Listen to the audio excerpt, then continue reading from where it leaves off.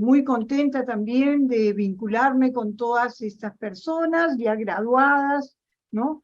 Que están en sintonía, y que a nivel nacional e internacional estas conferencias pues son muy propicias para reanudar vínculos con ustedes, ¿no? Como el doctor Oscar Ramírez les ha explicado, el título de esta conferencia es Regulación Emocional.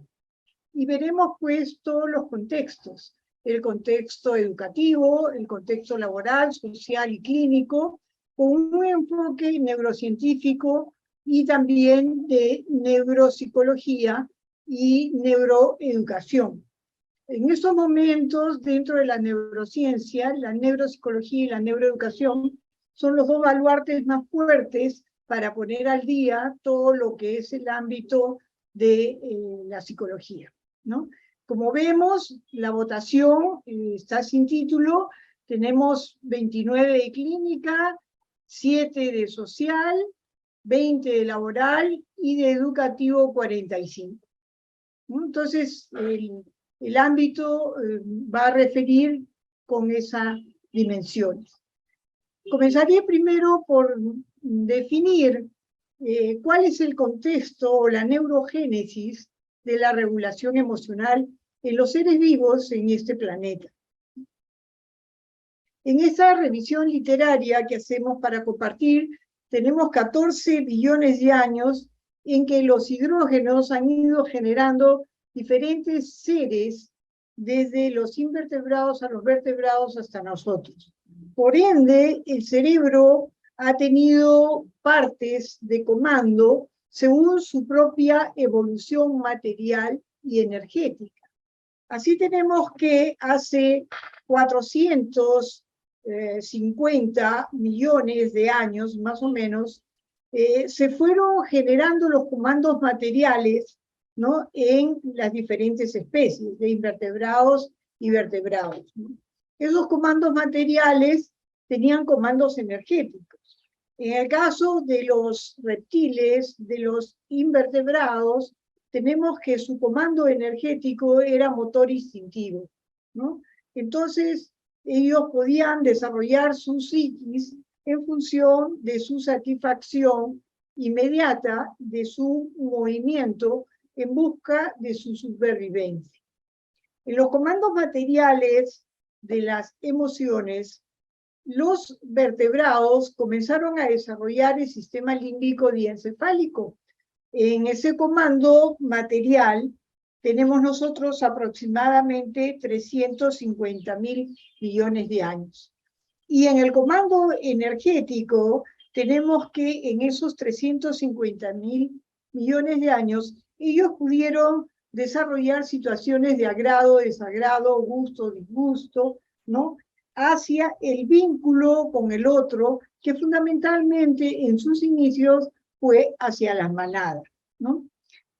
Así tenemos, por ejemplo, las aves, ¿no?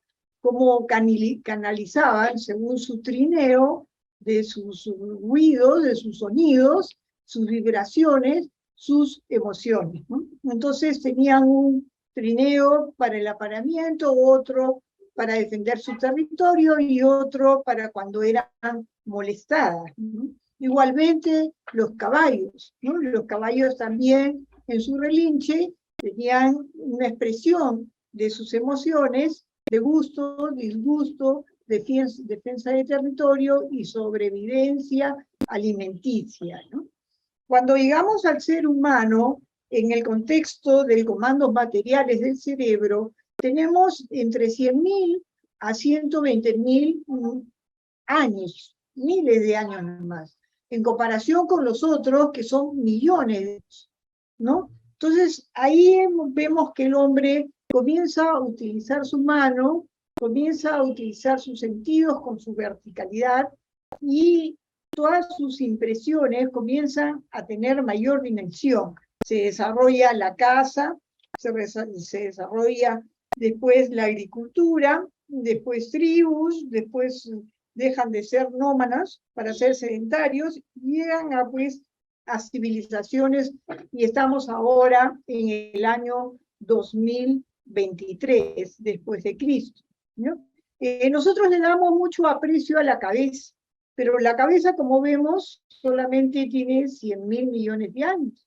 Más antigua es el movimiento motor instintivo y el movimiento de las emociones. Por consiguiente, las redes neuronales que nosotros tenemos asociativas, ¿no? Son unas conexiones de impresiones sensoriales, perceptivas, muy, pero muy antiguas. Entonces, lo motor instintivo tiene mucho mayor movimiento y accionar en las emociones. Por definición, las emociones son una fuerza, es una capacidad que tiene el sujeto, en este caso el ser humano, de acercarse a los objetos, fenómenos, circunstancias, a la otra persona, y esa capacidad energética la puede acelerar o la puede desacelerar, o también puede cambiar de dirección. ¿Por qué? Porque todas las emociones están en función de la satisfacción o insatisfacción de sus necesidades. Entonces estamos como árbitros entre las fuerzas negativas y positivas, ¿no? Y en recibir esta fuerza energética que ya tiene una psicogénesis y que está en la epigenética de cada una de nuestras células para reaccionar en nuestros actuares asociativos, ¿no? Vamos a apagar el celular para que no nos moleste. En la información que nosotros tenemos sobre el aparato digestivo, ¿no? De nuestras emociones, ¿no? Esta génesis, hay unas moléculas que se han desarrollado hace 350.000 millones de años y que sobre estas moléculas se han desarrollado posteriormente los neurotransmisores. La molécula fundamental, ¿qué cosa hace? ¿Cuál es su función en la célula? Le dice desde el plasma de la célula, en situación de impresión de información, le dice al ADN qué es lo que tiene que hacer, ¿no? Produciéndose, pues, fenómenos que van desde la apoptosis a la senescencia, es decir, la edad que tiene la célula y también el proceso de desarrollo sostenido que ha tenido la célula. Entonces, nuestras emociones también tienen un vínculo directo orgánico con estas neuronas que en el cerebro están produciendo enlaces entre la mente y el cuerpo en una estructura muy marcada que es el hipocampo en el lóbulo temporal. Y esa estructura muy marcada que es el hipocampo está permitiendo tres rutas. Una que está con rojo, que es la motora instintiva, otra que está con celeste, que es la emocional propiamente dicha, y otra que está con guinda, que es muy, muy antigua, que coordina todo lo que está en el foco de atención del locus coeruleus con la toma de decisiones con lo afectivo. Es decir, nosotros tenemos un proceso de sentir, pensar y actuar, ¿no? Y que ese actuar, bueno, va a depender de la conectividad que nosotros hayamos desarrollado de nuestras impresiones sobre nuestras emociones, en este caso, el tema que estamos tratando. Entonces, el funcionamiento del cerebro se mueve con neurotransmisores, que son la parte cognitiva, con neuropéptidos o neurohormonas, que es la parte afectiva, y produce reacciones químicas que van a todas las células del cuerpo. De tal manera que hay que considerar en el paciente o en el cliente, en su nivel de hipocampo, dos variables importantes. Una, que es el envejecimiento, y hasta cuánto va a poder la persona con su memoria, y otra es el enriquecimiento de esa memoria sensorial a través de los sentidos, operativos a través de las fuerzas de hábito y las costumbres, y cognitivos a través de las informaciones que tenemos en nuestro propio cerebro. Entonces, es importante que veamos que el cuerpo físico tiene una relación directa con la mente, tanto en el estado de salud como en el estado de lesiones o enfermedades. No son cosas separadas, son cosas integrales que nos dan el pensar, el sentir y el actuar, y que nuestro comportamiento pues debe expresarse en esa triangulación para que pueda tener una efectividad de funcionamiento del cuerpo, porque las emociones pueden equivocar el pensamiento o las emociones pueden equivocar el funcionamiento del cuerpo si estamos expuestos a situaciones de estrés o de no estimulación de oportunidades y estimulaciones en nuestro cerebro para llegar a una vejez ameritada. Bien. Siguiente, Oscar, por favor. Cuando las emociones comienzan a tener entornos tóxicos, ¿no? Primero que las emociones, como son reactivas y son muy rápidas, y tienen todo un registro de experiencias tempranas infantiles en las cuales puede haber protección de los padres hacia esa persona o pueden tener abandonos y postergaciones. Entonces esos registros a veces están a nivel inconsciente y se pueden quedar de manera crónica. Es decir, establecido un trauma más de 6 meses a lo largo de toda la vida de la persona. O pueden ser de manera aguda. En este momento podemos tener nosotros un fuerte terremoto, un catástrofe, un desastre, y que va a cautivar más la atención sobre la regulación de las emociones que el hecho intelectual de asimilarlas. Entonces puede ser también agudo, producido por un mal apego, producido por envidia, producido por rechazo, producido por culpa o vergüenza, producido por celos, y entonces estas emociones se van a convertir en emociones tóxicas a nivel de persona, o también no solo convirtiéndolo en un individuo tóxico que va a tener lazos con otras personas, produciendo más emociones negativas, más manipulación, o también puede ser en las organizaciones. En las organizaciones, la relación no solamente es persona a persona, ¿no? Como también en las parejas, sino también es la relación persona-grupo. Es decir, el líder puede tener emociones negativas sin contaminar la organización, o la organización en sí ha generado mucho nivel de frustraciones y por consiguiente habrá mucho nivel de agresividad en su responsabilidad, reconocimiento de sus trabajadores y lo que merecen realmente sus trabajadores o sus estudiantes o su comunidad. Y entonces los contextos también pueden ser contextos de circunstancias de desorden y de tóxicos, ¿no? Entonces ustedes pueden ver que los gritos no favorecen a nadie, los maltratos, las irresponsabilidades, los no reconocimientos laborales, los no reconocimientos ancestrales en la interculturalidad, también pueden ir generando, ¿no?, entornos tóxicos. Entonces hay persona tóxica y organización tóxica. Continuamos, Oscar.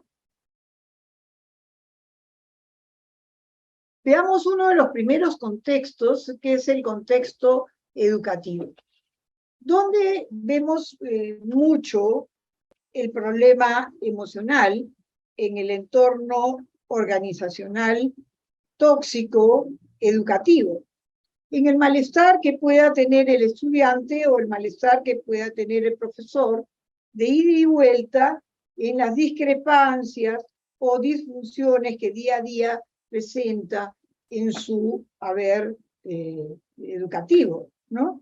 Entonces, ¿qué pasa? Así como hay células en el cerebro que se llaman células espejo, ¿no? El bebé está viendo los gestos de la madre y los gestos del padre, ¿no? Y también está viendo los gestos del profesor, ¿no? Y puede discriminar el niño, el adolescente, el adulto o el anciano, puede discriminar que hay aquí malas decisiones que en su proceso educativo formal, en su familia, o informal en su escuela, están afectando las estrategias educativas. Como las cogniciones se producen por las impresiones, entonces el estudiante o el alumno puede ver que sus maestros, sus psicólogos o las personas adultas mayores alrededor de él expresan disgusto y no hay una relación auténtica, positiva, entre autoridad y obediencia. Así como no hubo entre sus padres y él, tampoco hay entre los trabajadores y su organización, entre los educandos y su institución educativa. Entonces, lo que está pasando es que los procesos cognitivos están siendo afectados. Así tenemos opiniones como la de Herbert Vázquez en el 2008, que es importante el proceso de regulación emocional porque es una vivencia que va a predisponer al aprendizaje o va a entorpecer el aprendizaje, ¿no? Así tenemos a Gross y Silva, que han visto el término de regulación emocional propuesto en la psicología para darnos una idea de que hay que tener una habilidad consciente de relación y vínculo entre profesor y estudiante para que su experiencia emocional favorezca el aprendizaje. Recuerden que el aprendizaje se da por el lenguaje, por el pensamiento y por la memoria. Si no hay una excelente memoria, habrá un pésimo aprendizaje. Entonces, la regulación emocional de los estados afectivos entre el ser y el otro es muy importante, porque le dará contenido al pensamiento. No puede haber un pensamiento rígido, no puede haber un pensamiento mecanicista, depende de los objetos, fenómenos y circunstancias del material didáctico que tenemos. Algunos entenderán y tendrán una memoria auditiva, otros tendrán una memoria mecánica motora, operativa, otros tendrán una memoria visual. Entonces tenemos que ejercer formas de regulación emocional según las circunstancias y los estados de ánimo que nosotros estamos propiciando. ¿Cuál es la variable importante aquí? La voluntad. Si no hay voluntad, ¿no? Y esto se ha repetido desde las escuelas pitagóricas hasta la actualidad. Acuérdense que el arte de educación, texto formal e informal, en la interculturalidad, aparece desde Grecia, Roma, ¿no? Con los pitagóricos. Entonces, tenemos que respetar los ancestros. En un aula podemos tener migrantes japoneses, migrantes chinos, podemos tener ingleses, podemos tener irlandeses, podemos tener españoles, y podemos también en el contexto nacional también tener diferencias. Podemos tener nosotros en el contexto nacional gente de poblaciones indígenas, provenientes de la Amazonía, provenientes del Ande, provenientes de zonas costeñas muy aisladas, que no han recibido la cantidad de oportunidades y estimulaciones educativas, y por lo tanto su estado de ánimo puede ser con susto, o puede ser que no conozcan toda la verdad. La gente de la sierra no tiene idea de qué es el mar. En mi experiencia he visto muchas veces que han dicho qué linda laguna cuando han estado mirando la costa del mar, porque no solo conocen ríos y lagunas. Entonces hay que conocer mucho la interculturalidad. En la interculturalidad formal, informal, es una realidad, como nos dice Herbert Vázquez, y yo propongo también, que nos permite observar la verdad con la que viene el estudiante, la verdad con la que está el contexto de cantidad de condiciones físicas de trabajo que tenemos para estimular al estudiante, ¿no? El material didáctico que tenemos, los contenidos que tenemos. De repente no vamos a decir, vamos a hablar hoy día del H2O, el agua, y nadie sabe qué es eso. Podemos decir, miren ese cerro, en la parte de arriba hay una parte blanca, esa es la nieve, ese es el H2O que está en estado de hielo, sólido. Puede estar en estado líquido en sus ríos, en sus lagunas, ¿no? O en la costa marítima. Entonces, todo depende de las circunstancias en que uno intenta instruir sin ser rígido, sin ser mecánico, y teniendo en cuenta el conocimiento intercultural como metodología de trabajo didáctica. En el contexto educativo también se da la pareja, también los niños se enamoran, los jóvenes se enamoran, los estudiantes universitarios también se enamoran. Entonces, ¿cómo darse de que en este contexto de que yo estoy aprendiendo con alguien, también tengo una pareja tóxica? Porque me manipula mis saberes, porque me dice, bueno, pásame tus comprimidos, porque me dice, bueno, tú no sabes nada, yo sí sé, están estudiando juntos y desautoriza al otro, no escucha las conclusiones del compañero. Entonces, la pareja no solamente es una pareja emocional, también es una pareja de contexto, ¿no? De que está sentado a mi costado, ¿no? De quién es, de dónde viene, cómo puedo hacer algo yo para no hacer disfuncional esa verdad, esa realidad con la que estoy actuando o tratando de transmitir por imitación, con voluntad y con comunicación, que significa poner en contacto, en común, algo que yo tengo que generosamente lo voy a dar al otro a través de un método que es la observación, ¿no? Es el primer método ancestral, ahora es un método totalmente científico, tenemos modelos y diseños en psicología experimental, pero antes también era el teatro una forma de contexto educativo, ¿no? Vemos como Sócrates, como Platón, como Aristóteles, como Descartes, y después todo continuado, ahora tenemos el teatro, ¿no? En nuestra universidad, y representan roles, y están instruyendo algo de manera informal. Y también en las aulas de manera formal. Así que si tenemos un sílabo, pues respetemos el sílabo, si pongamos los contenidos y cumplámoslos, pero con esta estrategia de regulación emocional, con la metodología de una interculturalidad para con el otro. Bien, pasamos al otro contexto, que es el contexto social, ¿no? El contexto social es muy interesante y muy ilustrativo, ¿no? Porque viene pues desde la época en que nos relacionamos nosotros con el otro, ¿no? Y esa época en que nosotros nos relacionamos con el otro tiene sus historias. En Grecia y en Roma, por ejemplo, cogían a los enanos, a los deformes físicamente, y los llevaban al teatro. Pero no los llevaban para que se burlen, como se iba ahora, o en el contexto de un matrimonio, como vemos acá, están rajando de la novia, comentando de la novia, ¿no? Entonces la autoridad se comienza a hacer una ofensa en vez de ser una equidad. ¿Por qué sucede eso en el contexto social, ¿no?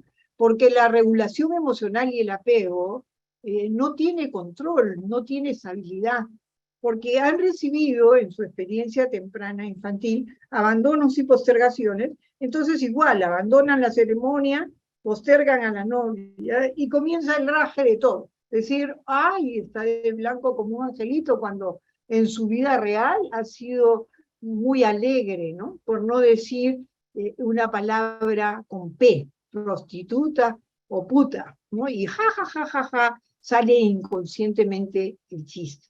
Como sale cuando ustedes puedan ver en un contexto, digamos, social, político, ¿no? A un político que tiene una nariz muy grande y dice, miren, ahí va el tiburón. ¿Por qué le dicen el tiburón? ¿Qué cosa quiere decir esa no regulación emocional, ¿no? Dice, mira, cuando se mete a nadar en la piscina, tú ves la aleta cómo sale su nariz, ¿no?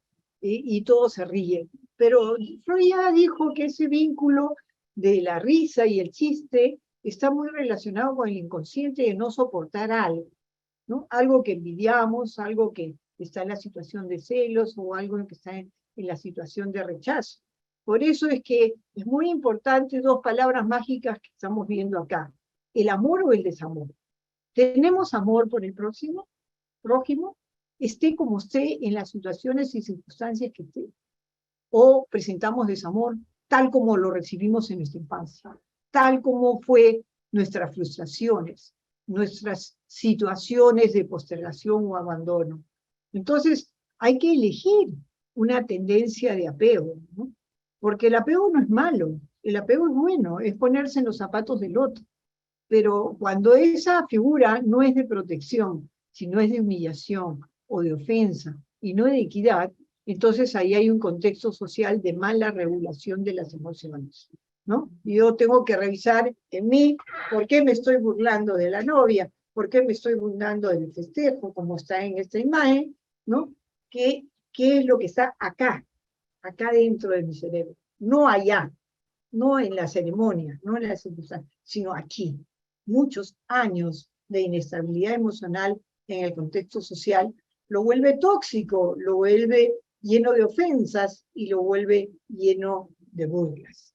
Entonces las ofensas, las burlas por el otro y no equidad de amor, sino desamor o desigualdad, es lo que Mulliken, Chavert y Berger nos dicen, ¿no? Junto con Garrido Rocas hasta la actualidad en su libro, que hay un contexto social diverso en el mundo, hay características, hay caracteres sociales, caracteres nacionales diferentes, y hay que tener una estrategia de regulación del afecto. Cuando tenemos esta estrategia de regulación del afecto, nosotros vamos a poder expresar, ¿no? Oscar, ¿podrías pasar la siguiente, por favor? Ahora vamos a entrar al contexto laboral. Así como hay la sociedad, hay el pueblo, hay el país, hay el continente, o los continentes, ¿no? Y ellos todos, no hay sociedad sin sujetos, sin individuos. También en la sociedad hay un contexto laboral donde rige dos palabras claves, autoridad y obediencia por contrato, ¿no? En el contexto laboral hay contratos, ¿no? Así como hay en el contexto terapéutico también, ¿no? Uno se pone de acuerdo con el cliente, con el paciente, y le dice, ¿no? Vas a trabajar en este horario, medio tiempo, tiempo completo, este va a ser tu jefe, este va a ser tu puesto, estas van a ser tus funciones, este es el manual de organizaciones y funciones. Entonces, yo estoy siendo una persona activa dentro del contrato de trabajo, porque estoy señalando las obligaciones contraídas entre el trabajador que me está prestando servicios a mi contexto laboral y la justicia o injusticia que voy a hacer yo frente a su desempeño. Entonces, la regulación emocional toca la variable de autoridad y obediencia y la hace justa o injusta. Entonces, esta actividad es aparentemente inactiva, ¿no? Como que nosotros no la vemos cuando estamos en un contexto laboral y decimos, ¡ay! El trabajador este puede ser el soncito, ¿no? El que sube y trae papeles. Entonces yo estoy dejando, ¿no? Negligentemente su obligación. O el jefe este, pues, que tiene 1000 amantes y cuando las amantes lo tratan mal acá, viene pues y se presenta malhumorado, ¿no? Todas esas son observaciones del trabajador, pero debe de regular su contexto de autoridad y obediencia, ¿no? Y entonces debe ver cómo es que se está comportando la vida del trabajador en su empresa, ¿no? ¿Qué costumbres, qué amistades, qué ideas, qué opiniones tiene al respecto? Porque esto jurídicamente es prestación de servicios. Artículo 3, 4, 5 y 6, que está en un pliego de contrato, tanto en la Constitución como en el formato escrito del Código Civil número 5, que regula la situación de servicios de las personas. El contexto laboral no es cualquier cosa. Entonces, cuando una persona hace moving, que es el famoso bullying laboral, ¿no? El acoso laboral, le grita a otro, ¡ay, apúrate pues! ¿Qué te pasa? Eres una lenteja, ¿no? ¿no me traes esos papeles? No, esas no son las formas de trato, ¿no? Tampoco el que, usted debe estar acá, ¿qué permiso? Ni 8 cuartos. Enferma, Usana, usted debe trabajar. ¿Cómo pues? ¿Usted no conoce la ley? Ahora la ley de la menstruación de las mujeres, que se debe dar un día, la ley del embarazo, que la mujer debe tener sus días, la ley para los pacientes con cáncer que pueden salir a una consulta médica, y la ley de respeto mutuo, la ley de la buena fe, ¿no? Para que no generar, pues, este acoso de bullying personal, o bullying laboral, que se llama bullying, ¿no? Laboral, acosar a los trabajadores, sin ton ni son, porque yo tengo frustraciones en mi casa, las voy a llevar al contexto laboral, y como autoridad las voy a imponer. Porque el señor es del sindicato, o porque la señorita es subsecretaria del sindicato, o porque la señorita es hija de una autoridad, de un rector, de alguien de la alta dirección, o porque el señor es hijo de... No, todos estamos por igual, y si tenemos que cumplir un servicio, una función, pues esa función habla de por sí, no habla del contexto, no habla nada más que la actividad que realizo, la cual yo debo estar vigilante y activa, ¿no? Si tengo más aún un rol de autoridad y un rol de obediencia de funciones establecidas, pues, en el ROF, ¿no? En el Manual de Organización y Funciones, y en el reglamento de organización y funciones, por la cual cada trabajador, si no quiere bullying personal o bullying laboral, debe de tenerlas muy al día y no tenerlas como inactivas, sino lo que se llama fácil en laboral, es decir, ponerlas activas al tiempo de observación del servicio.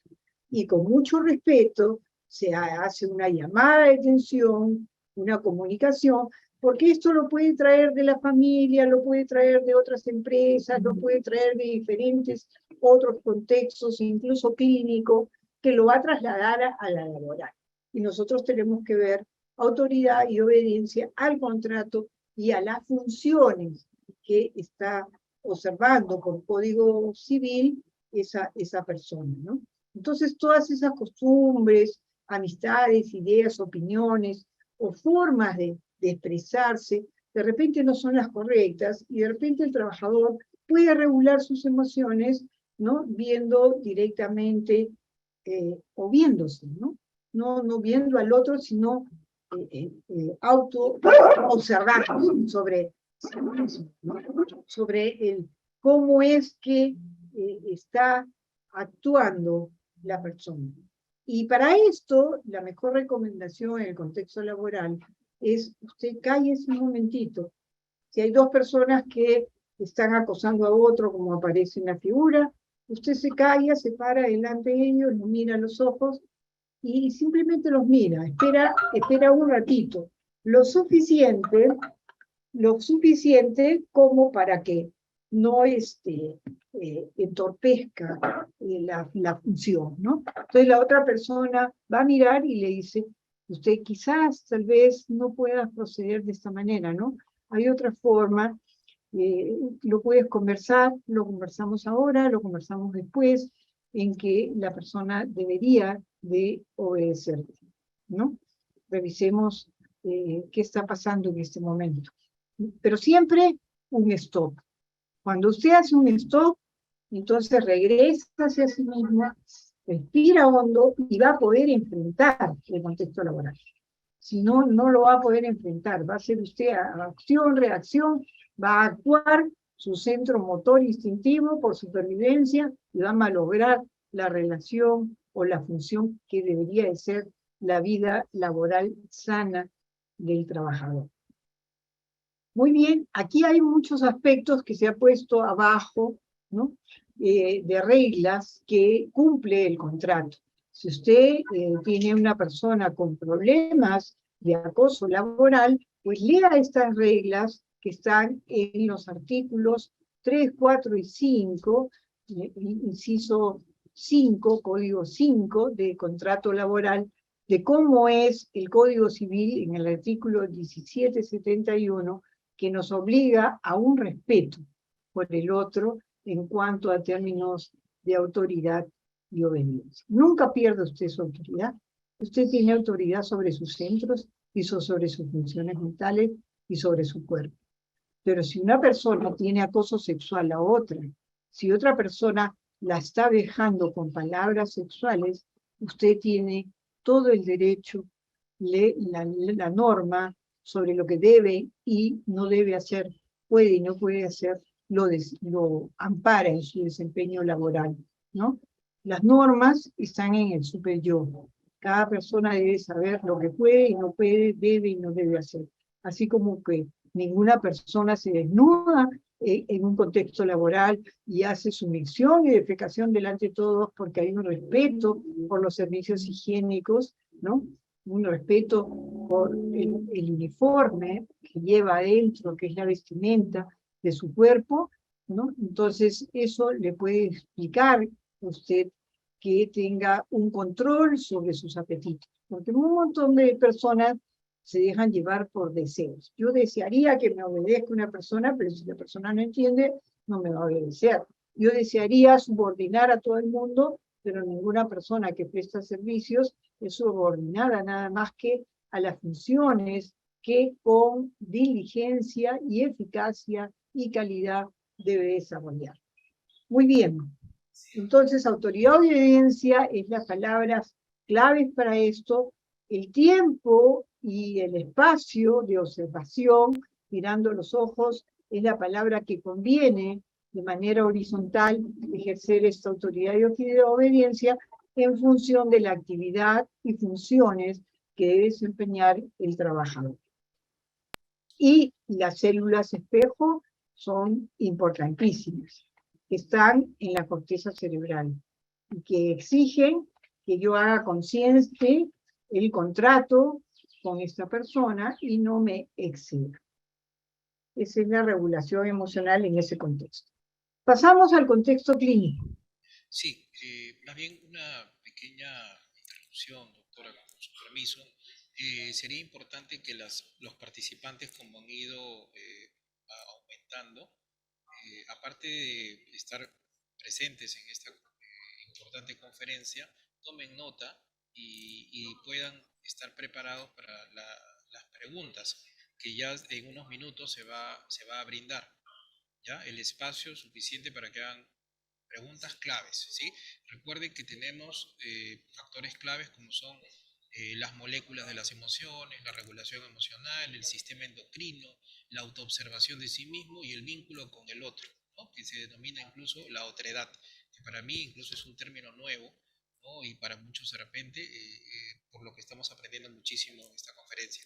Entonces, con el agradecimiento respectivo, es una sugerencia que se les brinda a los participantes. Y ahora sí continuamos, doctora, con su permiso. Muy bien, excelente. Tienes alma blanca, mi querido doctor ingeniero Ramírez, porque me has leído la mente. Justamente al terminar el contexto clínico, como han ingresado algunos por razones de computadora o conexión, vamos a hacer un pequeño resumito también para que puedan construir sus preguntas. Y ahora entramos al contexto clínico, que es muy importante porque hay muchos tipos de normalidad. Hay la normalidad estadística. Por ejemplo, en Japón, aplaudir es desautorizar a alguien, ¿no? Entonces, en un teatro ellos no aplauden. Yo les cuento una anécdota. Cuando tenía 7 años fui a Japón, mi papá agregado cultural, nos pasaron la ceremonia de té, nos invitaron el té a todos, y entonces a mí me pareció riquísimo y lindo cómo estaban vestidos. Terminé de tomar y aplaudí, y entonces volvieron a repetir la ceremonia. Entonces volví a terminar todos y volví a aplaudir y volvieron a repetir la ceremonia. Yo veía que los ojos de mi papá se agrandaban, que algo pasaba, pero no tenía idea del contexto que puede tener la normalidad. El contexto clínico de la normalidad juega con el contexto social, juega con el contexto ideológico, juega con el contexto cultural y juega con el contexto educativo. Entonces, la normalidad en psicología no es solo una normalidad estadística, es decir, toda la gente hace esto y yo también lo hago. No, hay que tener mucho cuidado con el contexto que significa patológico. El contexto patológico no es la opinión, no es la cantidad de personas que dan una opinión, sino es que el cerebro como tal tiene una lesión, tiene un problema. Entonces imaginémonos la avenida Arequipa, que yo estoy en San Isidro y tengo que llegar a el arco, ¿no? El centro de Miraflores. Entonces yo tengo que tomar un ómnibus, un colectivo, un taxi o mi carro y dirigirme recto por aquí, por la Arequipa, hasta Miraflores. ¿Qué significaría patológico? Que la cierren, me pongan troncos, me pongan trabas, haya manifestaciones y yo no pueda pasar. O sea, que me bloquean. Igual sucede con las redes neuronales. Cuando hablamos del contexto patológico, quiere decir que hay un predisponente cromosomático. ¿Quiere decir que hay un cromosoma que está funcionando mal? ¿O quiere decir que en el ambiente social, ideológico, político, educativo o clínico de la relación con el terapeuta, no se está bloqueando algo, no hay transferencia? ¿Ya? Entonces, ese contexto es el que vamos a utilizar la palabra patológico para lo clínico. La buena fe y la realidad están al costadito.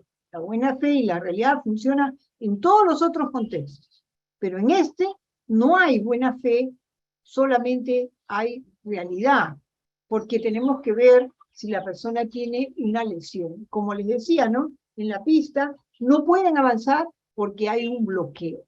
Entonces yo tengo que visualizar cuál es ese bloqueo, cuál es esa causa o varias causas de este evento o de este suceso, por lo cual yo voy a decir que su regulación emocional no es estable.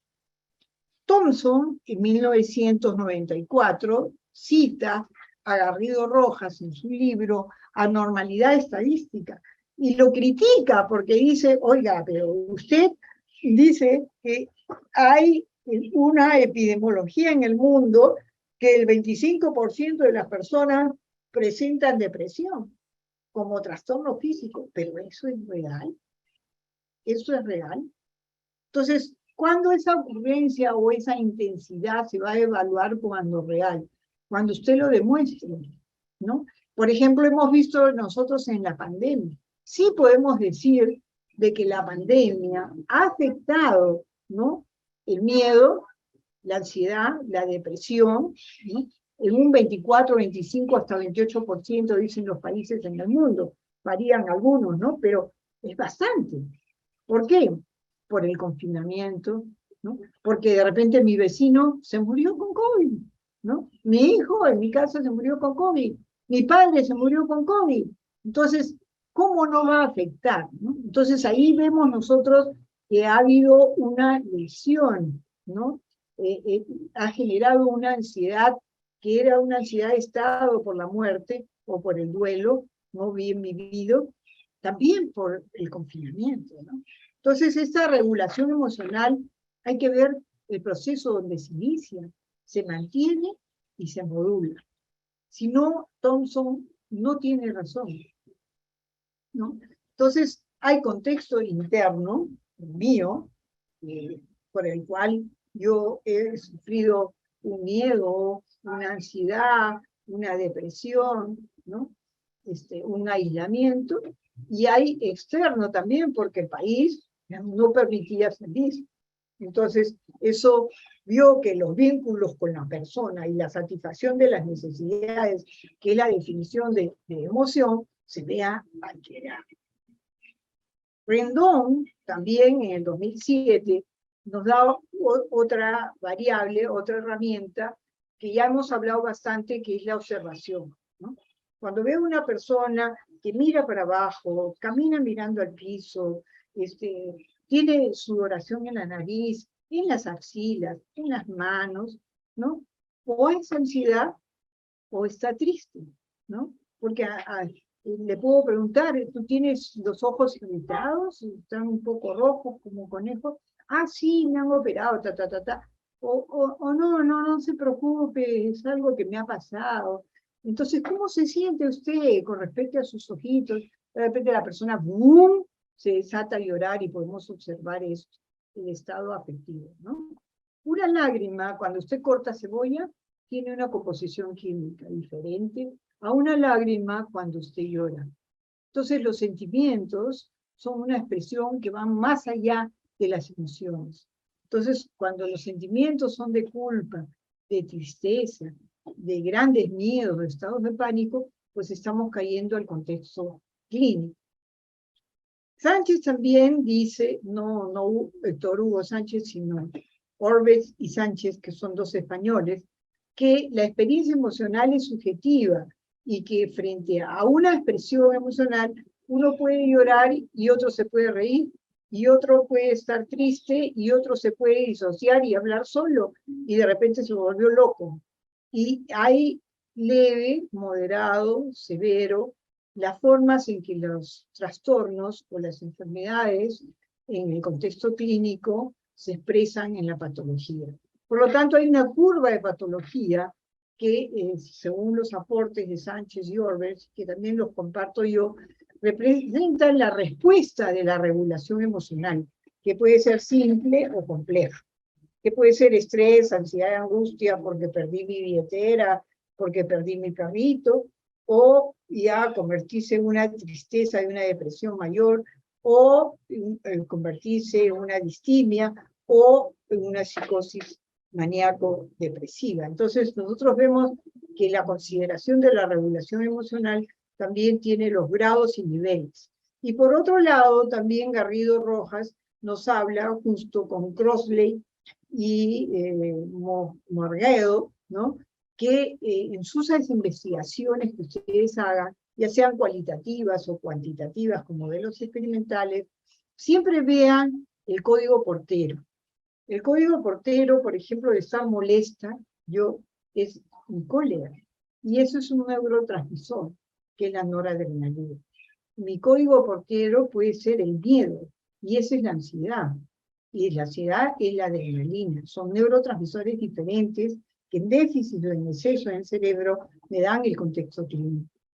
Puede ser que yo tenga colesterol, y si yo tengo colesterol, tenga estrés, y yo no lo entienda así nomás por qué la persona está tensionada hasta que haga un análisis hematológico y ver la lesión. Entonces la lesión puede ser mínima, encontrarse en un estado hematológico, yo le pongo un examen de litio y puedo saber si la persona está depresiva o no, porque hay un valor. Tiene que tener 1 o más de 1. ¿Sí? Hay pacientes que tienen 0.22, ni siquiera llegan a 0.01 o 0.100, no. Tienen 0.22. Entonces, siempre en lo patológico hay una medida expresada en el neuropéptido o expresada en los neurotransmisores. Muy bien, para los que han llegado tarde van a decir, pero doctora, en la regulación emocional, ¿quiénes son? Primero son los neuropéptidos, las neurohormonas, que tienen 350.000 millones de años, y que gracias a la recomendación que me da mi querido doctor amigo Ramírez, esto es muy importante, porque son muy antiguas. Entonces, si mis padres han tenido una mala regulación emocional, si mi mamá o bien mi papá, cualquiera de los dos, ha tenido una duplicación del cromosoma que es el representante de la ansiedad, ¿no?, entonces yo voy a ser más miedoso. Entonces, cuando estoy en un precipicio, uy, ¿por qué tengo miedo a la altura? Bueno, lo estoy trayendo de mi mamá o de mi papá, que tenía lo mismo. Y nosotros desconocemos eso, ¿no? Entonces, hay cromosomas que tenemos que saber que vienen fallados en el paciente. Esa es la primera cosa. Y hay que investigarlos hematológicamente. Y luego saber también el contexto.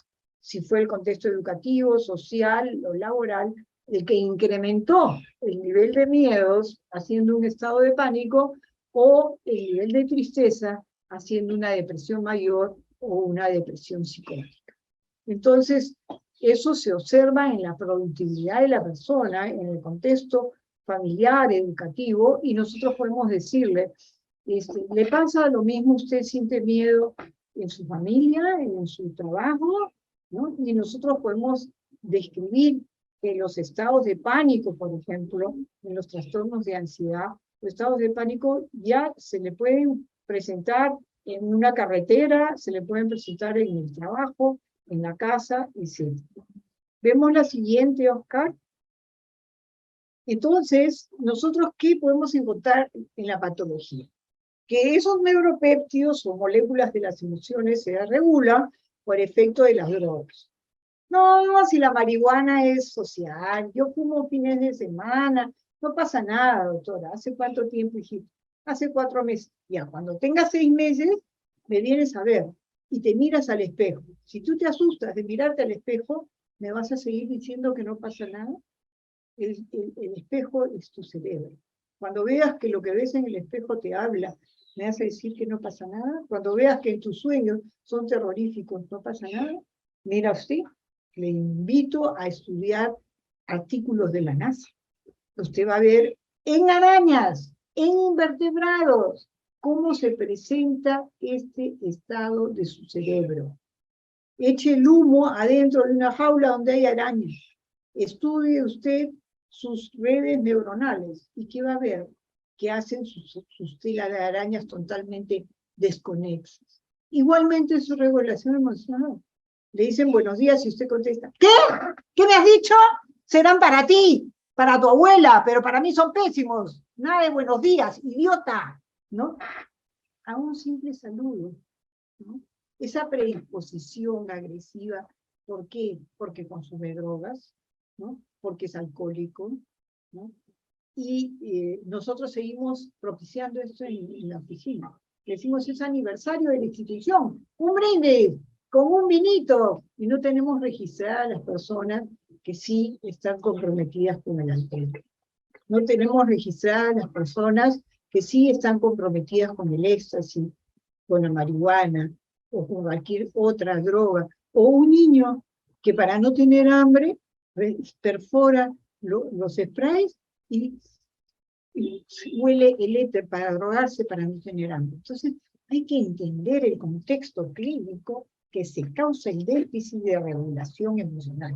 Si no conocemos esto, no vamos a conocer que hay una parte que es genética, que es el temperamento, una parte aprendida, que es el carácter, y una parte social, que son los rasgos de la personalidad, con los que podemos trabajar y modificar esto si lo regulamos, esas moléculas si las regulamos.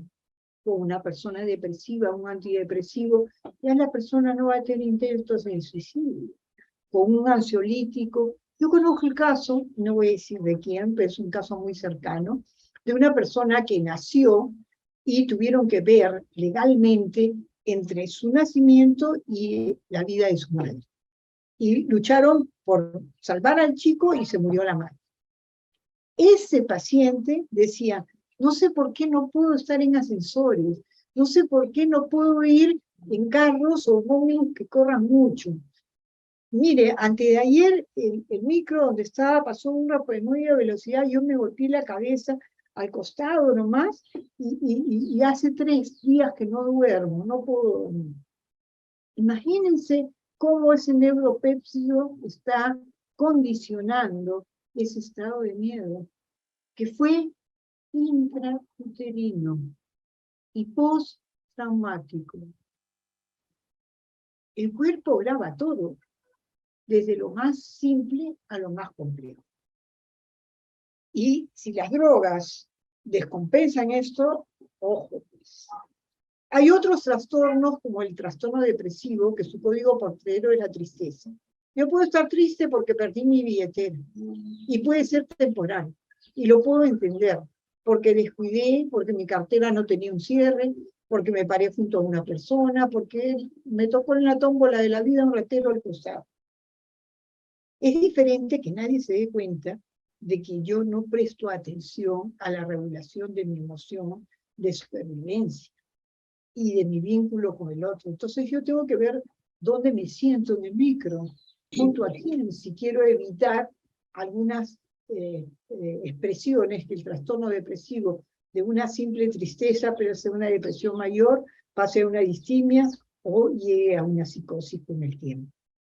Igual pasa con el estrés. Puede ser un estrés postraumático. Yo puedo haberme criado aquí nomás, en Chincha, en Ica, y como está frente a la falla geológica, temblores y terremotos he tenido acá cada rato. Entonces viene alguien y me mueve la silla. Y después se ríen. Mira cómo salta como un canguro. Claro, pero desconocen el origen de mi tensión, de mi estrés. Y el estrés es lo que le dice el ARN al ADN. Y necesita un cierto nivel de grasa para fijar el mensaje en la célula, como en su cerebro. Si constantemente usted tiene tensiones, va a romper el vínculo entre el ARN y el ADN. Es como el teléfono malogrado de mis células, suponiendo que el teléfono malogrado son mis células cerebrales. Yo le digo a José Gibaja, le digo a Chirle, le digo a Noelia, en silencio, en su oído. Hola, ¿qué tal? Y cuando termino, el último que ha oído no es una consecuencia de mi inicio, es una consecuencia de lo que le ha dicho un compañero a otro. Esa conectividad puede ser mal, y le digo, ¿qué te dijeron? ¿Qué tal está el clima? ¿No? Un mensaje que no mandé al inicio. Entonces el estrés, según lo que tenemos nosotros, por Ebert, que es uno de los científicos de Harvard que más ha trabajado eso, viene desde lo que dice el ARN al ADN, y eso le dice a través de lo que lo pone en contacto, cómo conoce usted la realidad, por lo que ve, por lo que oye, por lo que huele, por lo que habla o escucha, ¿no? O por lo que toca. Entonces los sentidos son los que le van dando esas cuotitas hiposolubles al ARN para que fije el mensaje, y esas células al centro, al comando. ¿Dónde es el comando? Como dice el ingeniero Oscar en sus CPUs, oigan, el delete no significa que ustedes borren ahí, por ahí se ha quedado de repente la información, podemos usar un Norton y recobrar esa información. Igual es el inconsciente. Ahí está siempre grabado. Entonces el estrés es ese estado de desregulación, de déficit producido por un neuropéptido. En la neurología se conoce como una conducta inadecuada, desagradable, molesta, ¿no? Producida por una emoción negativa, como son la tristeza, o el miedo exagerado, o la cólera exagerada, o la tensión exagerada. En la vida privada de cada uno, esto está en un artículo que se llama restricción, artículo número 6 de la Constitución. Comportamiento compatible con el estado físico y con el estado mental. Por eso es que si un psicótico asesina a otra persona, el tratamiento judicial es diferente, ¿no? Pero usted no va a esperar que se vuelva psicótico. Usted sabe que el miedo puede migrar a ser pánico, y que el pánico puede migrar a ser terror, y que el terror puede migrar a ser un TOC obsesivo compulsivo. Se sabe que la tristeza puede migrar a ser una depresión mayor, que si no se cura puede migrar a una distimia, y que la distimia puede migrar a una psicosis maníaco-depresiva. Entonces hay un artículo constitucional también del comportamiento compatible en el contexto clínico patológico. Por consecuencia, es el artículo primero de todas las constituciones del mundo, el bienestar físico de las personas, la buena fe, la realidad es la que habla, ¿no? Y es así como nosotros ya estamos a las 11:12, vamos a hacer un pequeño repaso, si me ayudas, Oscar, en retroceder las láminas, por aquellos que por sus circunstancias de vida su computadora no arrancó. Entonces, en la regulación emocional está la fuerza. Hay una fuerza que está históricamente dada, materialmente dada en los sistemas nerviosos, ¿no? Hay una fuerza que está en el cerebro, que está en los neuropéptidos o moléculas de las emociones, y que también tiene un comando, que puede ser motor instintivo por supervivencia, que puede ser agrado y desagrado, gusto y disgusto, simpatía, antipatía, ¿no? Y que está en función de las necesidades, motivaciones, intereses, aspiraciones y logros. Conversaba con la doctora Noelia el otro día, que muchos de los pacientes creen que solamente es el deseo. Deseo tener pareja, y me voy a arreglar, me voy a pintar, voy a ir a una fiesta, voy a conversar, voy a bailar, pero ¿puedo hacerlo?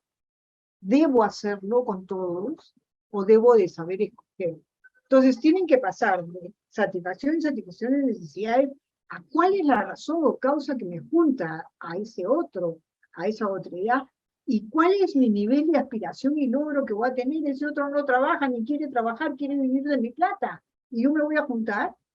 Entonces, ¿cuál es su nivel de aspiración? Entonces, es una pirámide, no es solamente las necesidades, motivaciones, intereses y aspiraciones y logros, que va a hacer el recorrido de esa fuerza, ¿no? Entonces, esa fuerza tiene una expresión motora instintiva de supervivencia, de agrado, desagrado, que yo puedo ver, e intelectual, de cuál es mi opinión, cómo describo, yo observo. Mi cabeza tiene que ser como una secretaria ejecutiva, que observe, no juzgue, sino observe y describa las situaciones. Un repaso de la segunda es que una vez vista la fuerza material y la fuerza energética, Oscar, el siguiente, por favor. Esas moléculas tienen una vía, o sea, ¿cuál es? La vista, el oído, el olfato, el gusto, las impresiones, y hacen una ruta cerebral que se llama conectividad en el cerebro.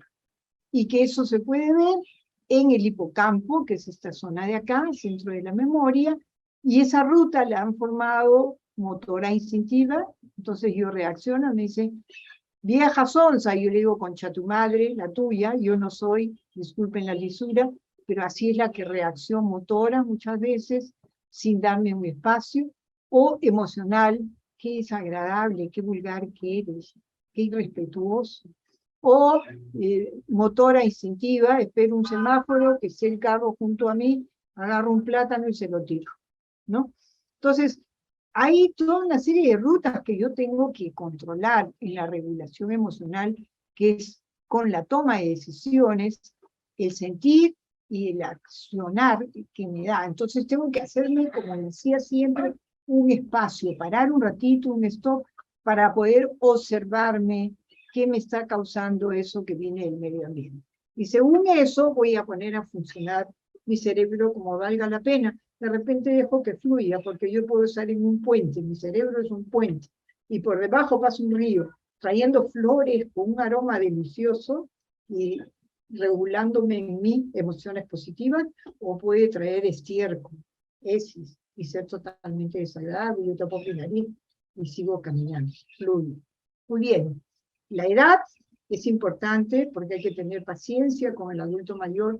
Sus sentidos ya están fallando, está demorándose más en digerir cognitivamente. Todos sabemos por el Alzheimer, por el Parkinson, que no puedo decirle con alguien con Parkinson, oye, ven, y que en 5 minutos venga porque va a rendir y va a demorar y le tiembla todo, o porque no va a escuchar muy bien y va a decir, ¿qué me dijiste? No veo bien, enséñame otra vez. Entonces, saber bien esto de las rutas, tanto por senescencia como por apoptosis de las células. La siguiente, hemos comenzado a entrar en los contextos. Oscar, la siguiente. Oscar. La siguiente, Oscar, es, ¿no? Ese contexto se vuelve tóxico. Se vuelve tóxico por personas, por tiempo de la persona en que lleva esta desregulación, inestabilidad emocional, o se vuelve porque toda la organización y la cultura tiene ese problema. Entonces comienza a aparecer los gritos y el bullying o el bullying en otros contextos. La siguiente, Oscar, la siguiente, en el educativo, por lo que aprendió en su casa, que es la educación informal, o porque lo que aprendió en la escuela, o porque lo que aprendió con la pareja. ¿no?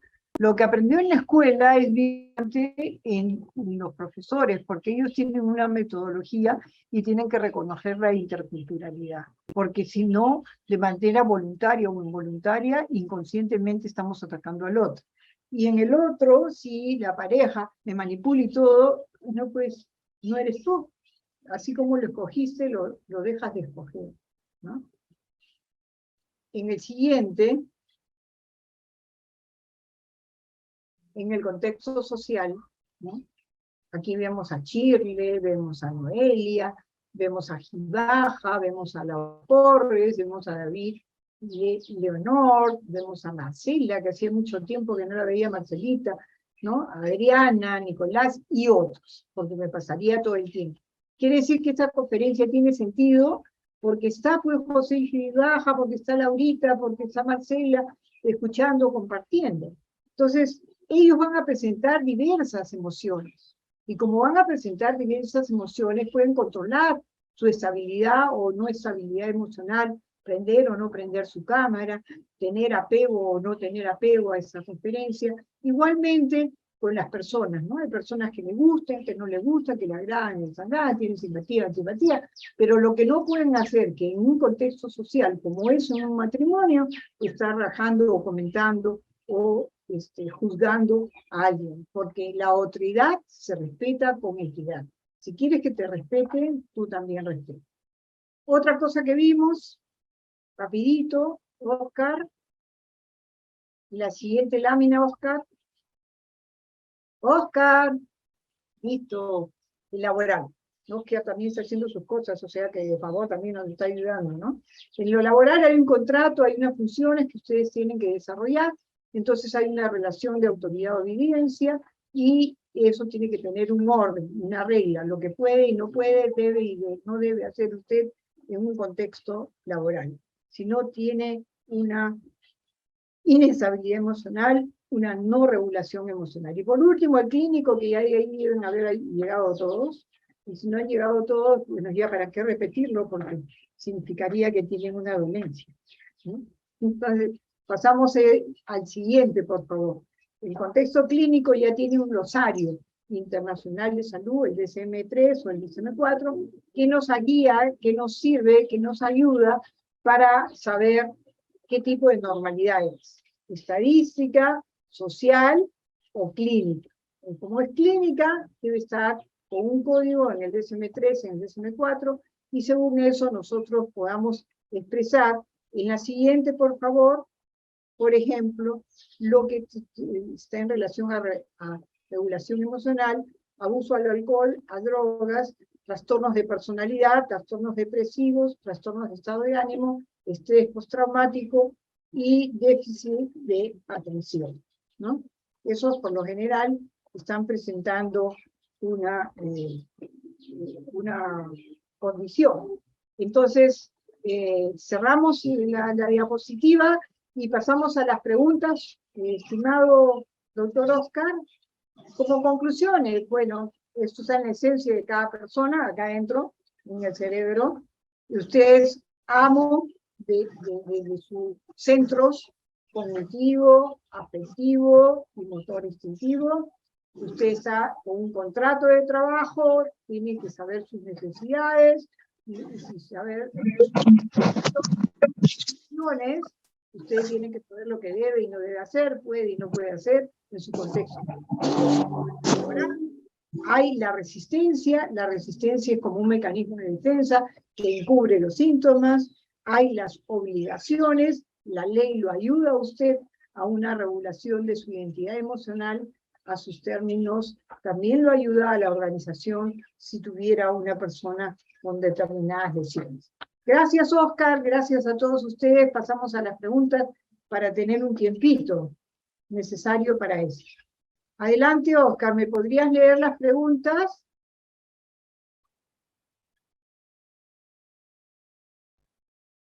O si no, pasarle el micro a la persona que levanta la mano. Oscar.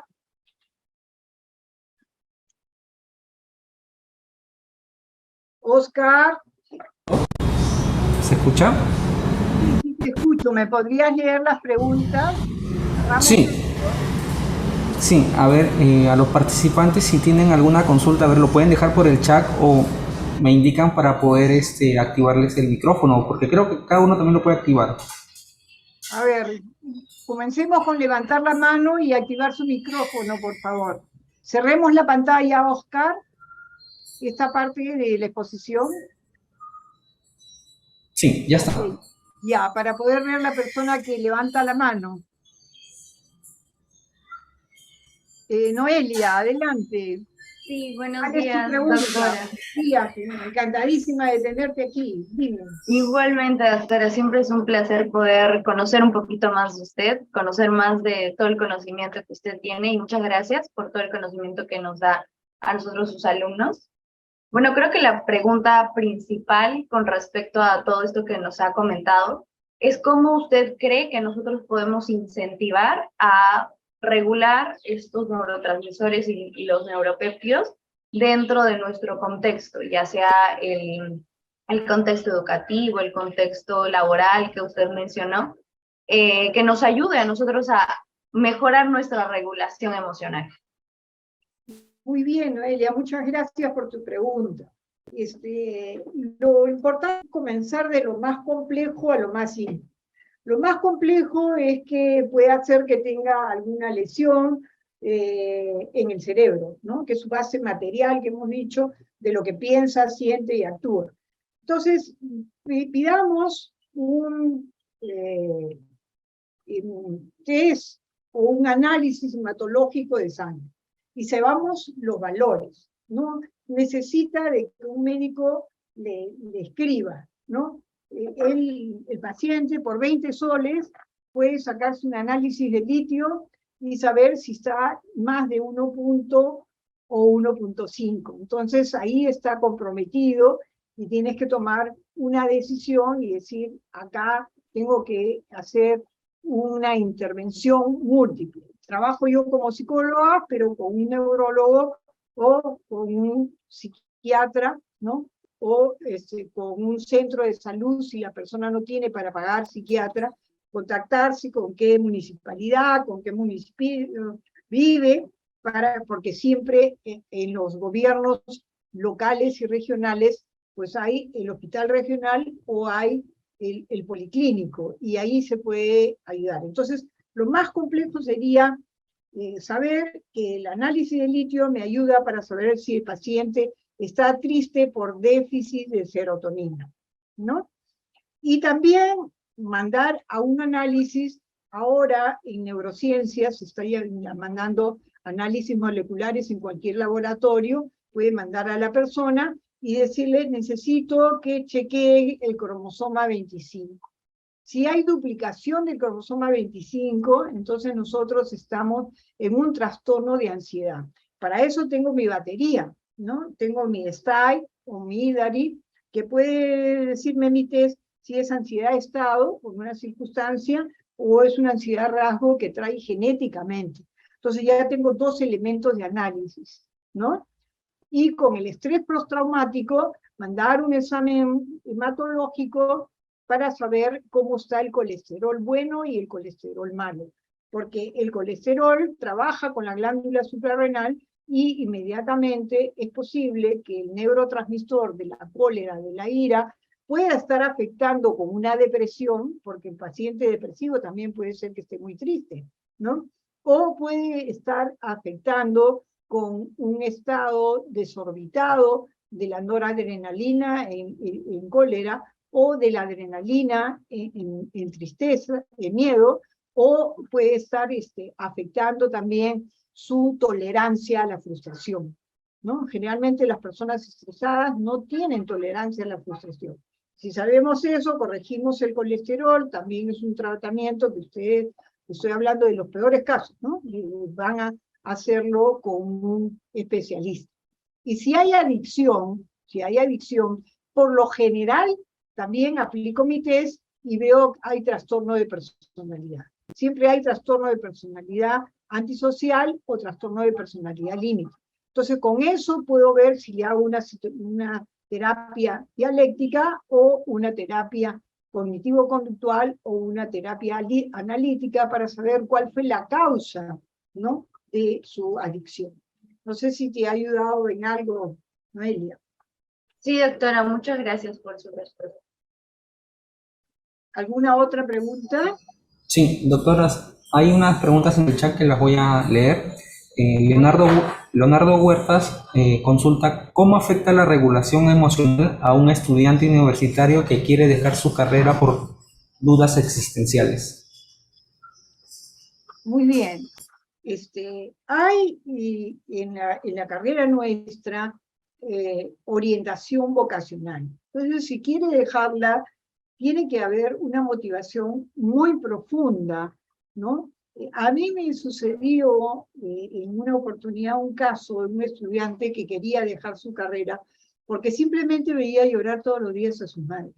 Que su madre decía, o le pago la carrera a Ernesto o te pago la carrera a ti. Así que si tú no sacas mejores notas que Ernesto, tú vas a ser el que deje la carrera. Entonces, la causa de su desregulación emocional era una postergación, ¿no?, y de carácter económico. Entonces, cuando tú sabes la causa, inmediatamente puedes decir, pasa a un sistema del Estado y le busco una beca en el Estado, o la Universidad Ricardo Palma tiene programas por rendimiento académico, por orfandad, por deportes, ¿no?, en que se puede dar una ayuda económica y aliviar esto. Entonces, si no sabemos la causa por qué él no quiere continuar, no podemos darle una ayuda de regulación emocional. Busquemos cuál es la causa. Puede ser económica, puede ser social de postergación, puede ser las dos cosas, económica y social, puede ser de humillación. El padre es ingeniero, y también conozco el caso que quería que el hijo era ingeniero, el hijo ingresó a ser ingeniero, pero una vez estando ingeniero me visitó y dijo, doctora, ¿me puede aplicar una prueba para saber cuál es mi real orientación vocacional? Porque yo he escogido ingeniería porque eso quería mi papá. Y claro, le salió psicología y ahora es un gran psicólogo, ¿no? Entonces la causa también puede ser de que yo escoja mi ocupación porque copio a mi mamá, copio a mi papá, o copio al vecinito, o porque creo que es una profesión que da plata, y yo no tengo habilidades, ni destrezas, ni competencias, blandas o duras para hacer esa carrera. Es muy importante, en esos casos, la orientación vocacional. No sé si te ha servido, Leonardo.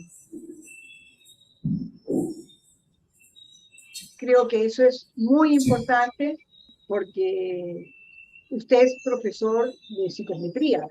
Entonces, nosotros los psicólogos tenemos, pero hay un material que cada vez se está poniendo a disposición nuestra computarizado y que nos ayuda muchísimo a saber las causas de la regulación emocional.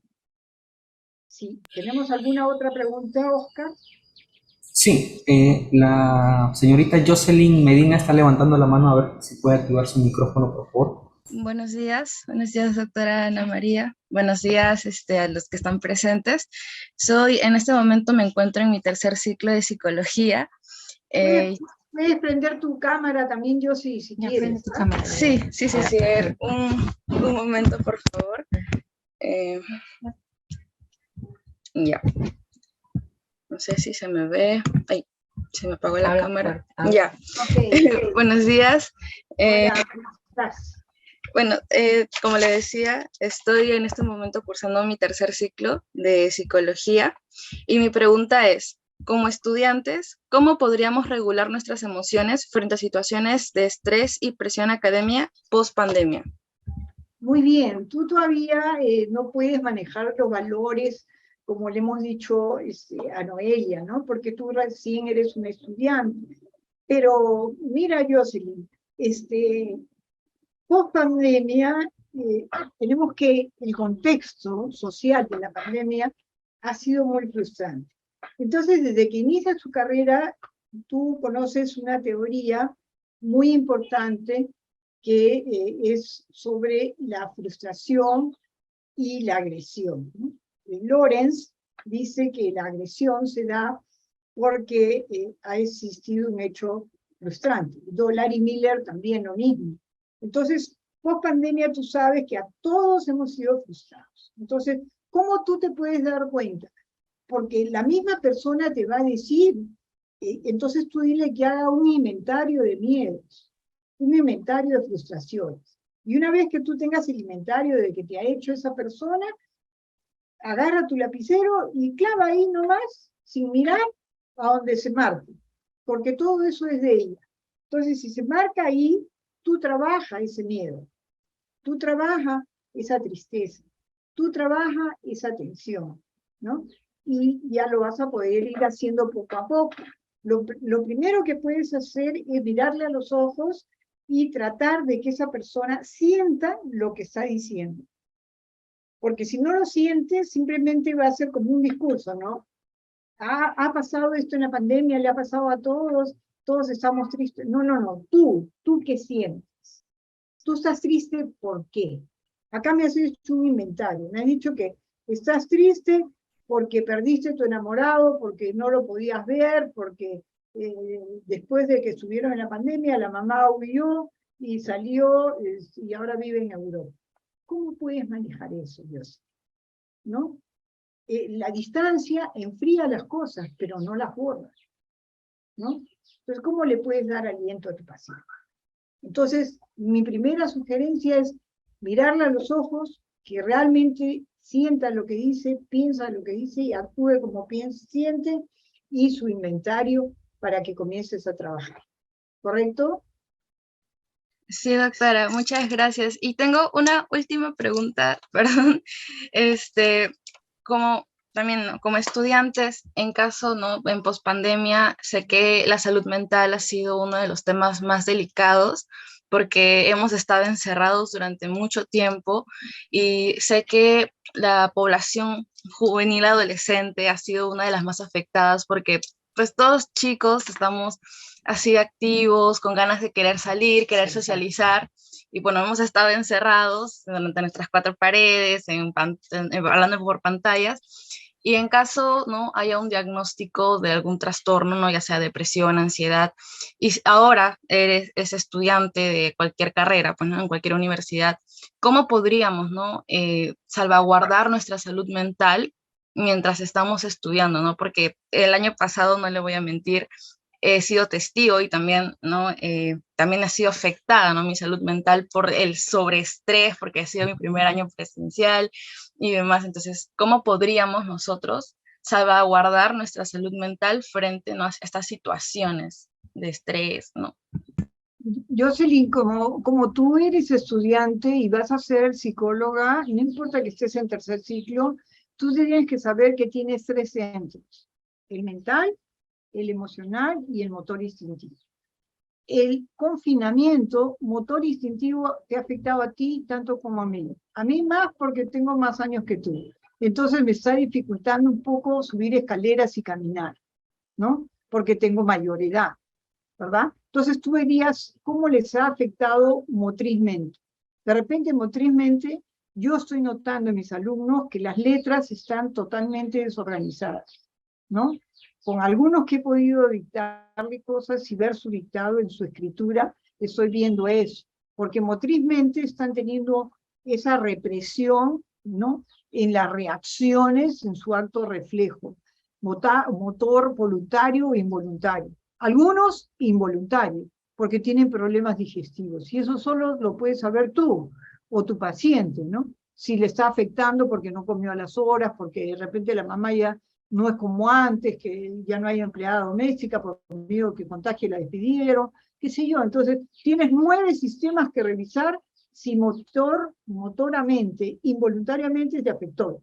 En comer, en dormir, en misionar, en defecar, en caminar, en su ritmo cardíaco, en su presión arterial, etc.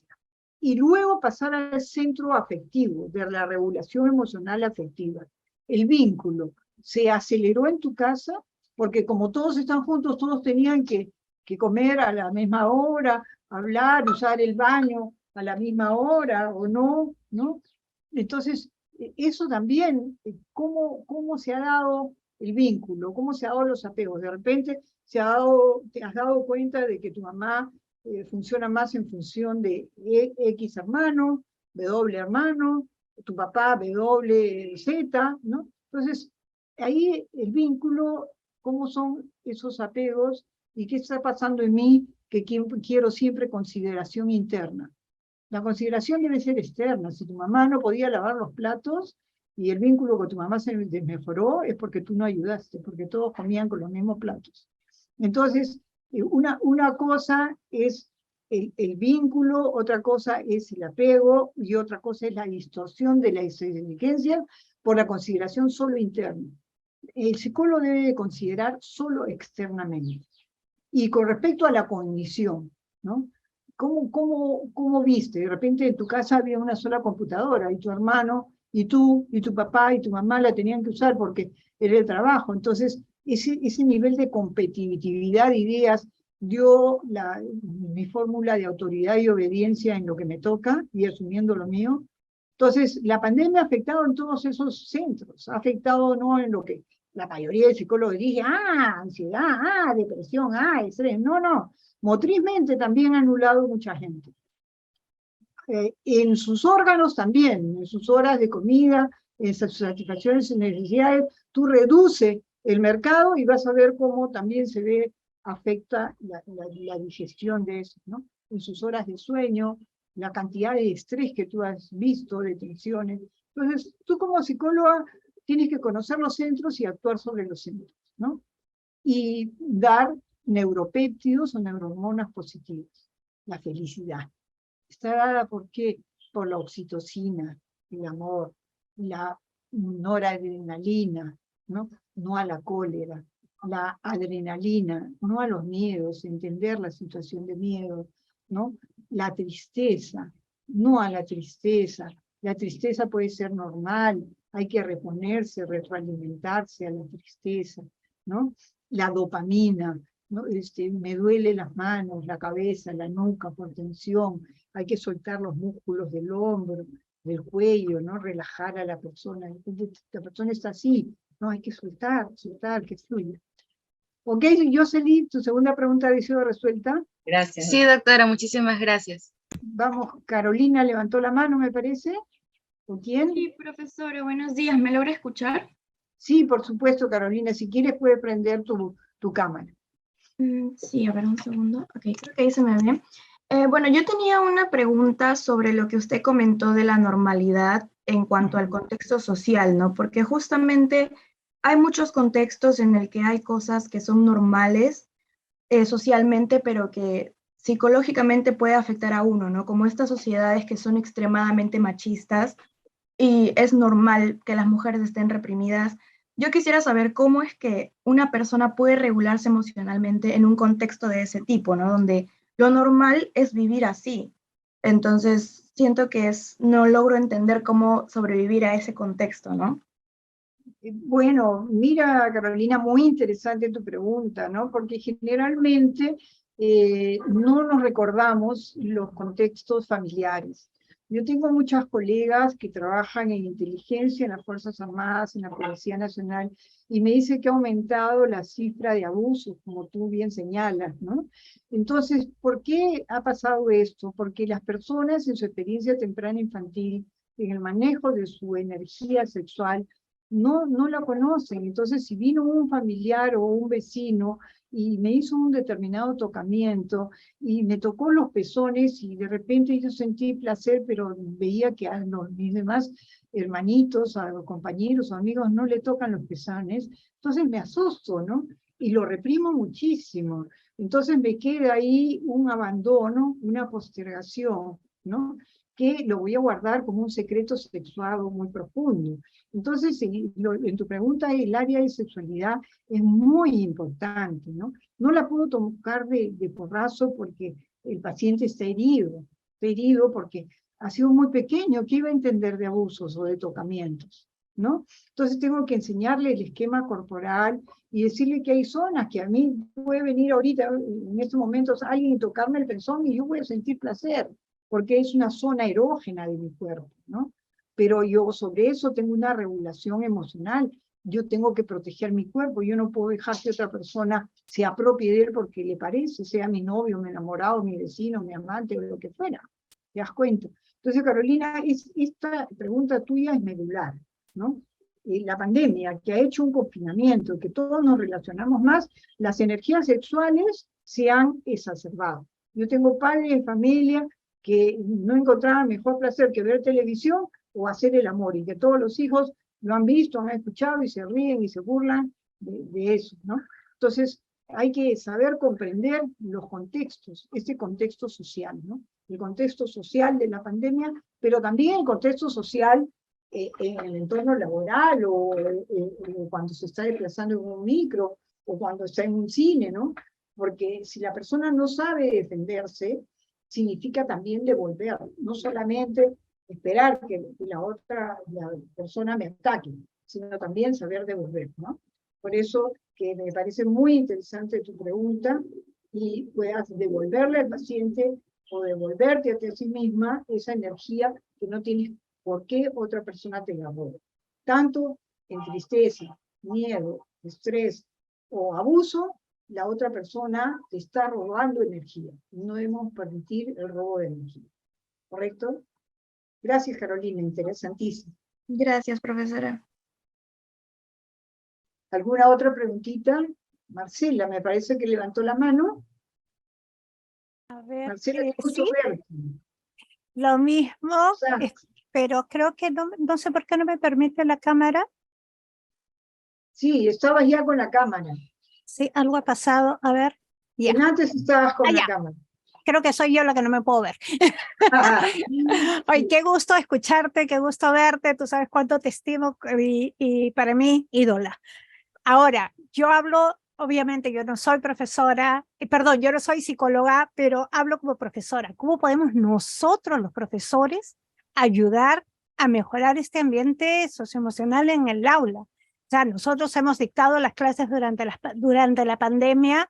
Bueno, en mi caso personal he tenido muchas muy agradables experiencias con mis chicos, porque como que logramos ser familia, ¿no? Aprendimos juntos, nos equivocamos juntos, metimos la pata juntos y lo solucionamos juntos, la tratamos de solucionar juntos. Pero ahora esta vuelta a clases ha venido con lo que hemos estado escuchando, ¿no? Con las cargas propias de este confinamiento. Entonces, nosotros, ¿cómo podemos ayudar a mejorar ese ambiente? Obviamente yo no puedo hablar como profesora de regularlos emocionalmente, pero por lo menos ver que algo pasa para poder derivar, ¿no? O sea, ¿cómo podemos hacerlo? ¿En qué debemos enfocarnos más? Y en verdad, ¿cómo pueden ustedes ayudarnos a los profesores a mejorar esto? Mira, Marcelita, una de las cosas que personalmente y profesionalmente me ha servido es que los alumnos trabajen su duelo, ¿no? Una cosa muy importante, pedirle a los alumnos que si han perdido un ser querido durante la pandemia, le escriban una carta y se la lleven al cementerio y se la pongan, ¿no? Parece duro, pero es ayudarlos a sacar todo ese contenido que está ahí reprimido y que les está dañando. Entonces las cartas tienen un contenido. Entonces cuando tú las leas te vas a dar cuenta del contenido que están expresando. Y si sale ese contenido, ya sea de tristeza o de reproche o de culpa o de vergüenza, lo que salga, eso se va a poder trabajar más con la persona que preguntarle, oye, ¿y tú en la pandemia qué te ha pasado? ¿Qué has sentido emocionalmente? ¿No? Entonces los materiales didácticos son fundamentales. Si es muy pequeñito, dale 2 juguetes y dile que armen una escena de la pandemia. Si son adolescentes o jóvenes como los que tenemos nosotros en la universidad, que redacten una carta y la lleven y la entreguen a la familia o al cementerio y la dejen ahí nomás, pero que te cuenten el contenido. Eso ayuda muchísimo. Lo que hay que hacer es liberar, ¿no? Esa carga de energía negativa, lavarla, ¿no? Jabonarla bien y botarla, y jalar el water de todas esas emociones negativas. De esas emociones negativas. Muchísimas gracias, Ani. Un gusto de verdad. Igual manera, Marcelita, siempre para mí va a ser y estás en mi corazón. Gracias. Sí, doctora, tenemos unas preguntas en el chat de Talía Victoria Coronado nos pregunta, ¿cuáles podrían ser otros métodos para controlar nuestras emociones en un mal contexto laboral? Ajá. En el contexto laboral hay el clima laboral, ¿no? Entonces hay el reclutamiento, hay el análisis de puesto, ¿no? Y entonces siempre tenemos que buscar el trabajador adecuado para el puesto determinado, ¿no? Cuando se trabaja, por ejemplo, en el banco industrial, trabajé muchos años ahí, tenía que hacer selección de personal y en reclutamiento tenemos que buscar el trabajador adecuado para el puesto determinado. Entonces, en una oportunidad me preguntaron y me dijeron, ¿por qué usted ha seleccionado, el gerente general, nada menos, administrativo, ¿por qué usted ha seleccionado a ciegos para que trabajen en la central telefónica? Dije, porque ellos escuchan, y escuchan muy bien, y mejor que yo. Ah, caramba, me dijo, sí, es verdad. Y porque también nos mandé a la planta de elaboración de moneda extranjera, donde hace mucho ruido, ¿no? Y ahí también hay sordos. ¿Para qué tendrían que trabajar con el aparato si están impedidos de la audición? Entonces, una es la fórmula del trabajador adecuado para el puesto determinado, fundamentalmente que entra desde el reclutamiento y desde la selección. La otra es que esa persona haya entrado a trabajar no por sus méritos propios ni por su currículum, sino por recomendaciones. Entonces tiene mala disposición en su trabajo y no ejerce un buen liderazgo. Bueno, tienes al test de Moreno para ver si es líder por simpatía o líder por autonomía y eficacia cognitiva. Entonces puedes determinar si una persona realmente es un correcto jefe o no es un correcto jefe.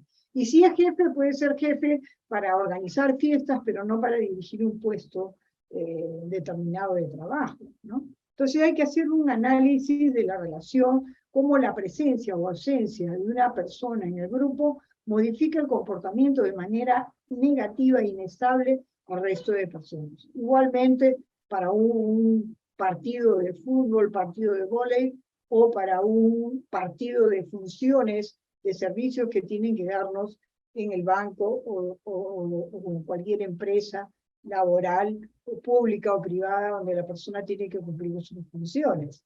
Entonces, el análisis de puesto es fundamentalmente ver cómo la presencia o ausencia de una persona influye en el comportamiento de los demás en cuanto al liderazgo.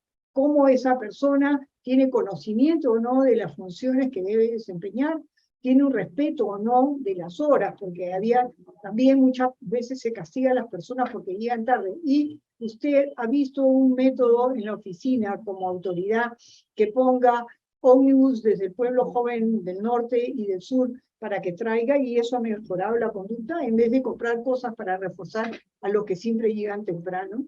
Entonces, un método de programa de razón física o variable, de intervalo físico, fijo o variable, para la modificación de las conductas inadecuadas en la hora de brindar servicios, ¿no? Esa persona haya entrado, por la manera que haya entrado, tiene la oportunidad de ser útil para lo que se le ha pedido o sea su trabajo. Entonces, esas son sus funciones. Y otra es, bueno, de su salud mental, ¿no? Evaluar bien la salud mental, porque si no tiene tratamiento, yo no permito que se reincorporen a la universidad, por ejemplo, hasta que no estén en tratamiento, ¿no? Cualquiera que sea, porque es muy obeso, porque es muy flaco, porque mentalmente no puede, porque comportamentalmente no puede. Cuando ya tenga el informe de su especialista, puede recuperarse o integrarse al trabajo, si no, no. Y el otro es el aspecto sexual, ¿no? Que nos decía Carolina, ¿no? Que hay mucho abuso, mucho maltrato, porque simplemente la persona no tiene información sobre su esquema corporal y sus sistemas de defensa. No conoce los mecanismos de defensa que está empleando. ¿Ok? ¿De acuerdo? Oscar. Sí, doctora, acá me encuentro. Sí. ¿O tenemos otra pregunta o cerramos? Sí, una última pregunta que nos la hace Cristian Guamaní. Nos consulta si podría explicar con un ejemplo el proceso del cuadro de depresión o estrés, cómo evoluciona hasta un trastorno obsesivo, compulsivo, maniático y cómo evitarlo. Ajá. Bueno, aquí es un diagnóstico combinado, ¿no? Porque para que sea un TOC y sea una depresión, entonces hay dos diagnósticos. Primero, el TOC es un trastorno de ansiedad generalizada. Se forma por un miedo que tiene la persona de carácter aprendido o no, sino imitado o emulado. Entonces, el tratamiento de un TOC puede ser por aproximaciones sucesivas, de manera presencial, o con programas virtuales que hay para trabajar esta aproximación al objeto temido, ¿no? Que, como digo, muchas veces es emulado, imitado o aprendido, y otras veces es de carácter genético, porque papá y la mamá tuvieron ese déficit en su cromosoma, ¿no? Y la depresión comienza con la tristeza. Y la tristeza viene cuando la persona, como código portero, no logra ser feliz. ¿Por qué una persona no logra ser feliz? Primero, como hacían los ancestros, me pides ejemplos.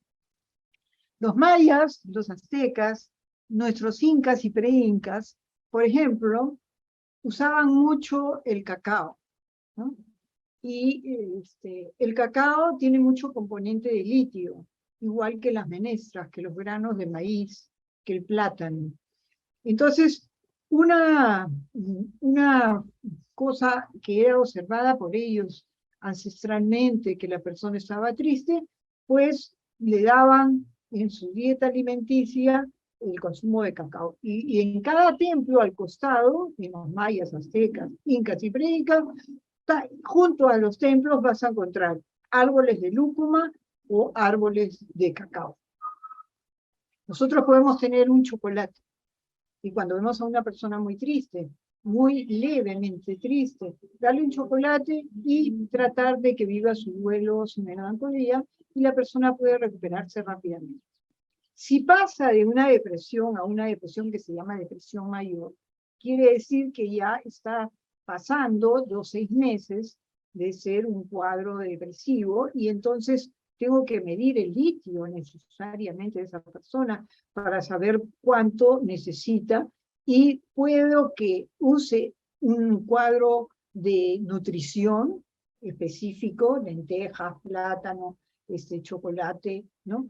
O puede que ya yo vea que está avanzando esto y que va a migrar de una distimia a una depresión maníaca o depresiva, porque hay periodos del año en invierno, como es en otoño también, ahí observar si mi paciente se deprime más, ¿no? Si es así, está migrando de una distimia a una posible psicosis con pérdida de contacto con la realidad, comenzando a aislarse o a perder vínculo. Y más aún, si el cuadro es combinado, quiere decir de que tienes, por un lado, el trastorno de ansiedad, miedos, y por otro lado, la no regulación del nivel de melancolía o de tristeza.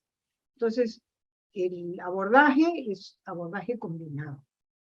Si es leve el caso, trabajarlo con nutrición, busca una buena nutricionista, y fíjate cómo puede compensar los neuropéptidos, y mide cómo están los neuropéptidos en sangre de las moléculas de las emociones. Si no, pues trabaja ya terapia cognitivo-conductual, terapia analítica, ¿no? Para que pueda contenerse esa persona sabiendo de que tiene ese déficit, y que si no supera ese déficit a través de su dieta alimenticia o medicamentos, la complicación puede ser mayor. Gracias. Muchas gracias, doctora. Agradecerle por su ponencia el día de hoy. También agradecer a todos los alumnos, exalumnos e invitados que se han unido a esta conferencia del día de hoy. Agradecerles a todos ellos y no se olviden que se les pasó un enlace por el chat para que puedan registrarse y a la vez también se les puede hacer llegar las nuevas invitaciones a los próximas conferencias que nosotros vamos a realizar, ¿no? Ok, Oscar, muchas gracias también, gracias a todos. Y por favor, Oscar, si puedes dar mi email, si tienen alguna pregunta que no se ha podido contestar o alguna conversación, podemos tener un grupo y contestarle en otra oportunidad.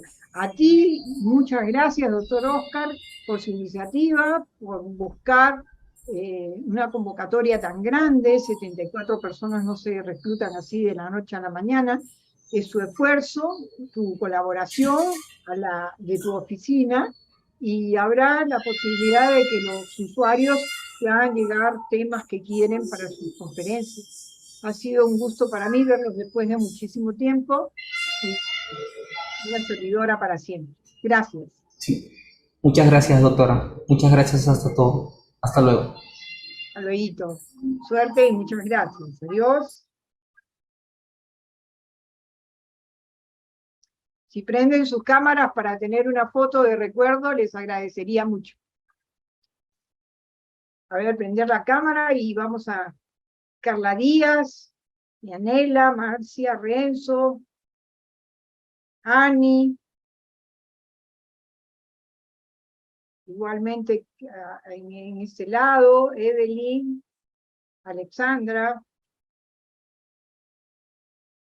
Entonces vamos a sacar una fotografía con esta Noelia, tu máquina, tu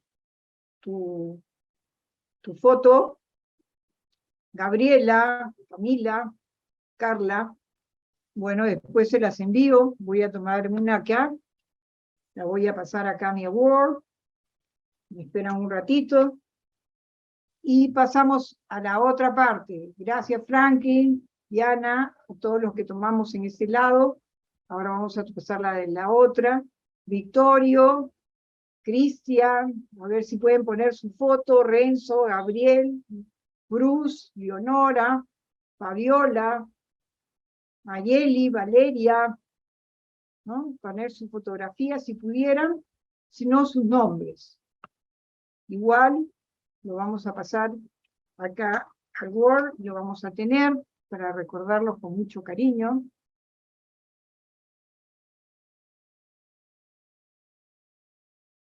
Y bueno, muchas gracias a todos.